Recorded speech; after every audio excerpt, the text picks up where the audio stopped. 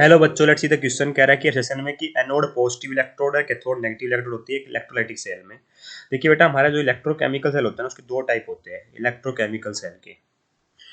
क्या होते हैं बेटा? दो टाइप्स होते हैं। एक होते हैं बेटा मेरे गैल्वेनिक सेल, ठीक है। एक होता है बेटा मेरा गैल्वेनिक सेल और एक होता है बेटा मेरा इलेक्ट्रोलाइटिक सेल।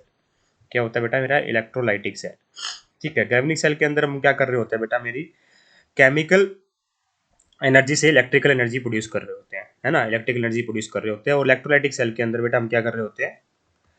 इलेक्ट्रिकल एनर्जी से केमिकल एनर्जी प्रोड्यूस कर रहे होते हैं। तो इसके अंदर जो बेटा जो हम एनोड लेते हैं, उस पर ऑक्सीडेशन तो होती है बेटा, पर वो नेगेटिव चार्ज होती है, ठीक है। जो कैथोड होती है बेटा, उस पर रिडक्शन होती है, और वो क्या होती है बेटा? मेरी पॉजिटिवली चार्ज होती है। ये ध्यान रखना है, ठीक है। इसके अंदर खास बात क्या होगी बेटा? मेरी जो एनोड होगी ना, वो उल्टी हो जाएगी बेटा। ये हो जाएगी मेरी पॉजिटिवली चार्ज, और कैथोड क्या हो जाएगी बेटा? मेरी नेगेटिवली चार्ज हो जाएगी, ठीक है। ये अपने को ध्यान यहाँ पर रखना है, ठीक है। तो आप ऐसे बोल सकते हो, जो हमारा स्पेसिफिक बात करूं मैं इलेक्ट्रोलाइटिक सेल की, तो इसमें क्या होता है बेटा?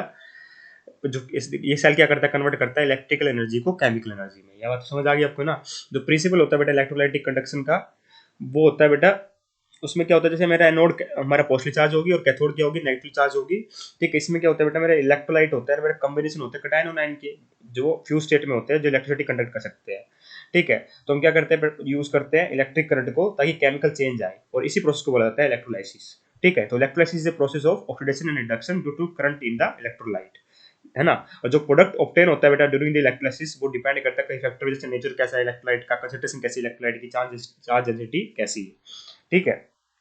इस बात का अपने को ध्यान यहाँ पर रखना है, ठीक है। तो हमारा यहाँ पे बेटा आंसर क्या होगा? चेक करते हैं बेटा। कहता है कि anode is a positive electrode and cathode is negative electrode. ये बात बिल्कुल सही बेटा। एनोड मेरी पॉजिटिव इलेक्ट्रोड होती है, कैथोड नेगेटिव इलेक्ट्रोड होती है, किसके अंदर? इलेक्ट्रोलाइटिक सेल के अंदर। ये बात मैंने आपको बता भी दी। तो पहली बात बिल्कुल ट्रू है बेटा। दूसरी बात क्या लिख रखी है बेटा? कि anode is negative electrode and cathode is positive electrode. ये बात सही है बेटा। पर ये किस में होती है? गैल्वेनिक सेल में होती है। किस में होती है बेटा? गैल्वेनिक सेल में होती है। ये ध्यान रखना अपने को।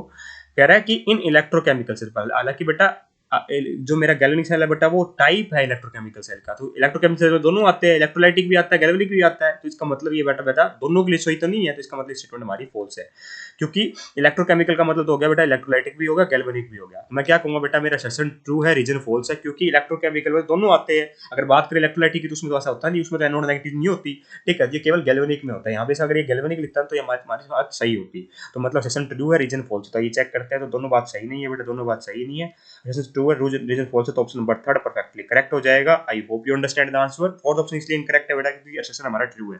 तो option number third is perfectly correct है। I hope you understand the answer. Thank you so much.